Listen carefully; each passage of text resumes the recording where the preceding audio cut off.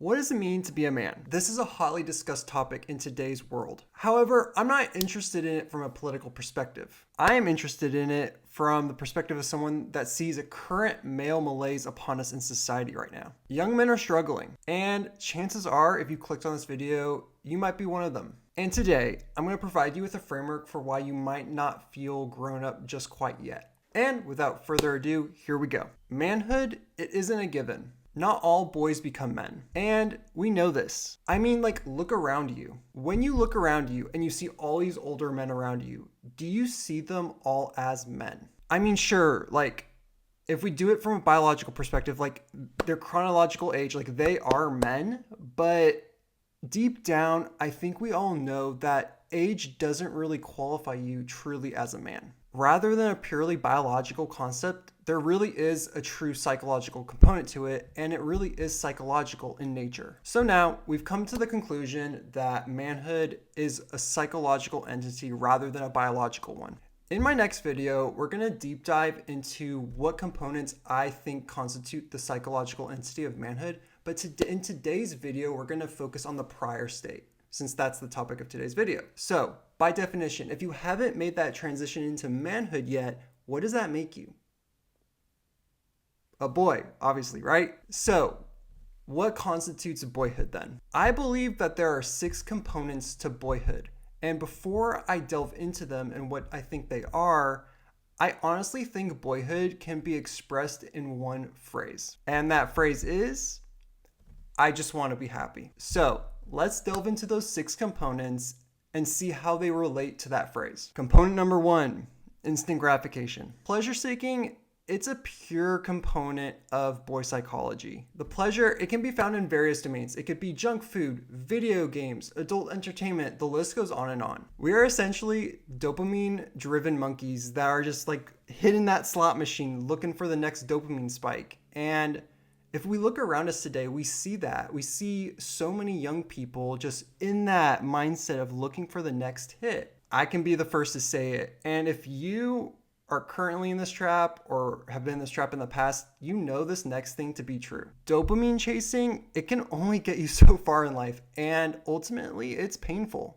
Neuroscientifically speaking, when we chase this cheap dopamine, we get punished via a pain response by our hypothalamus. This is to ensure that humans do hard activities that are worthwhile for our well-being and ultimately our survival.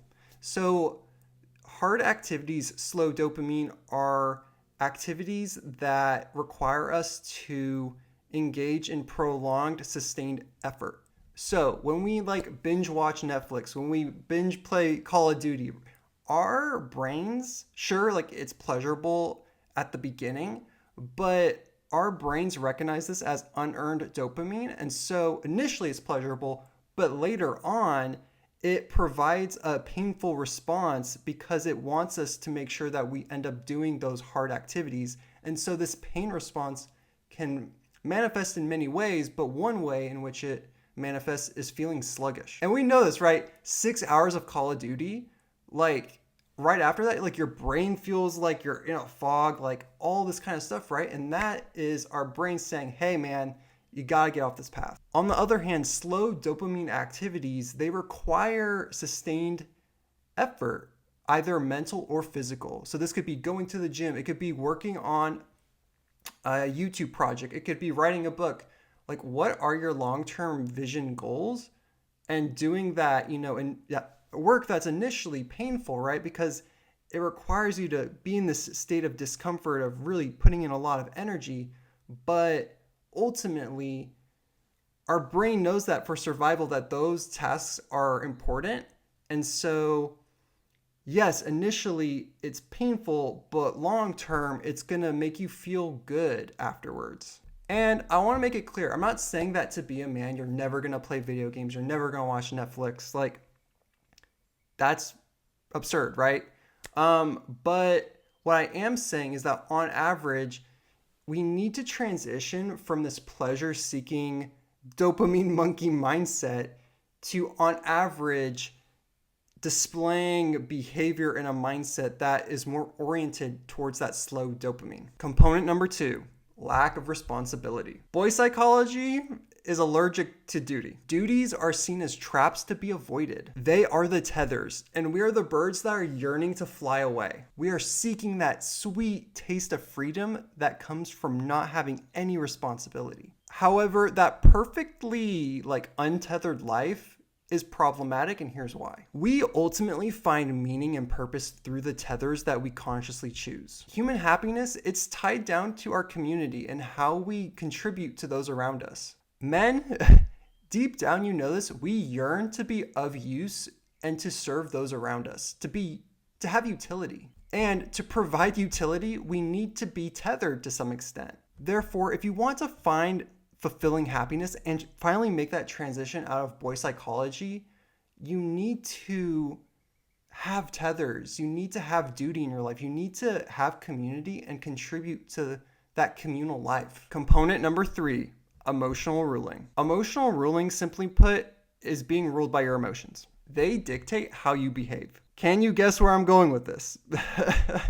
If you are ruled by your emotions, you're most likely going to shy away from those slow dopamine behaviors and activities. You aren't going to wake up early to go to the gym. You're not going to chip away at that project that you know deep down you're called to do. You will simply shy away from those slow dopamine, purposeful activities because you want that pleasurable, easy life. And it's a trap. We need simply to find a way to circumvent our natural inclination to want an easy, comfortable life.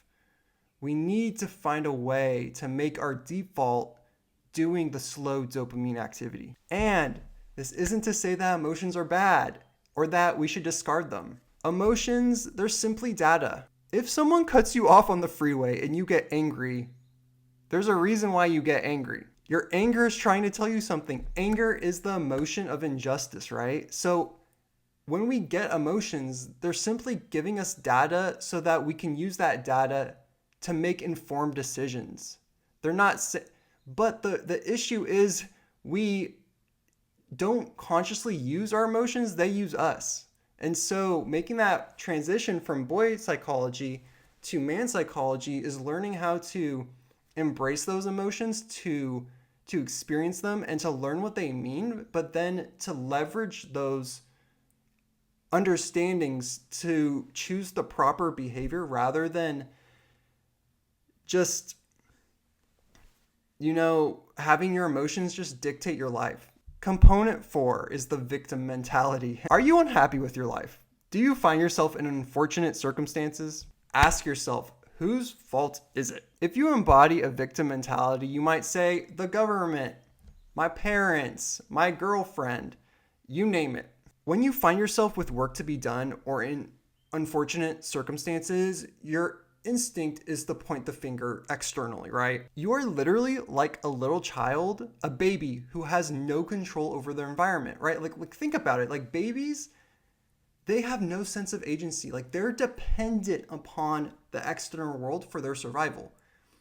And boyhood is kind of an extension of that, right? It's like it's not having complete agency, falsely thinking that you don't, right? And pointing the finger elsewhere. And it's a trap. You're not a baby, and it's time to toss that mentality out. And here's the thing, even if someone contributed to a problem that falls on your lap, like whose responsibility is it to fix it? You might likely say the perpetrator, but guess what? You're wrong. Like you're the one that's responsible for fixing it because you don't have control over that person's actions. So if you think this perpetrator is responsible for fixing it, good luck, because most likely they're not going to fix it. You have control over your life. And so if you actually want to get out of the situation, you have to take complete ownership. But not just regular ownership, extreme ownership. Extreme ownership is a topic that we're going to make a series of videos about going forward. But simply put, extreme ownership is taking responsibility for everything in your environment. Literally everything that happens to you is your responsibility, even if it's not like if it's completely given to you by like this unfortunate circumstance by someone else. Your first instinct is like, they have nothing to do with it. It's all on my lap to figure it out. So I don't care who you think the perpetrator is. Like, it shouldn't matter to you, because ultimately hope and change comes from within. You are the master of your fate in terms of taking action to change the circumstance in your life. Component number 5 is egocentrism. Egocentrism is a psychological term which is used to describe a developmental stage in like kids where they literally can't distinguish between their own internal world and like opinions and the opinions of others externally, right? And so they literally are like the center of their universe. And we see this in boyhood psychology. This is a psychological, thing that all of us experience when we're of a certain age, but most people outgrow it. So what I mean by egocentrism as it relates to boyhood psychology is that we are the center of the universe and our priorities are all on us, right? We matter the most. Think about that phrase again. I just want to be happy. It's about I. It's inherently self-centered. The ultimate aim in life, it's our own self-actualization. It's our own hedonistic desires being fulfilled, right? Like others, they don't really matter. Like I just need to achieve this enlightened, blissful state, right? It's self-centered. I proclaim that to be a man is to function out of servant leadership. Manhood, it requires contributing and living for one's community. And to be a man is to recognize that you aren't the center of the universe. Like your being exists to be of use and to love other people. Component number 6, cowardice. We all experience fear. It's a natural part of life. And if you didn't experience fear, I would be worried about you. But my question for you is, how do you relate to fear? Many of us, we believe that we should be stoic, that we should not feel fear, or we should just be this unemotional being, right? We should be this rock that the waves of emotions, they hit us, but they don't really impact us, right? I don't buy that. There's a quote, and I think it really defines courage well. Courage is not the lack of fear, but acting in spite of it. Again, this gets back to emotional ruling. However, I think cowardice and courage needs to be its own component because courage really is the foundational virtue of manhood. To live a good life, to have one where growth is abundant, we need to have courage as the foundation. Just as children have growing pains to become taller, for boys to become men, we need to live in a constant state of courage. One happens to us, another is chosen. So my question to you is, are you consciously choosing to live a courageous life? What areas of your life do you have locked down? And what are others which you need to work on? We all have them.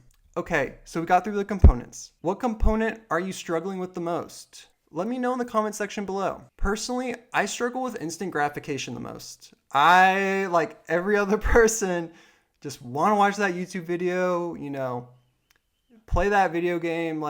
That's me. So I'm sympathetic to you guys, but I'm slowly finding my way out of it. Thank you guys for watching, and I'll see you in the next video. Peace.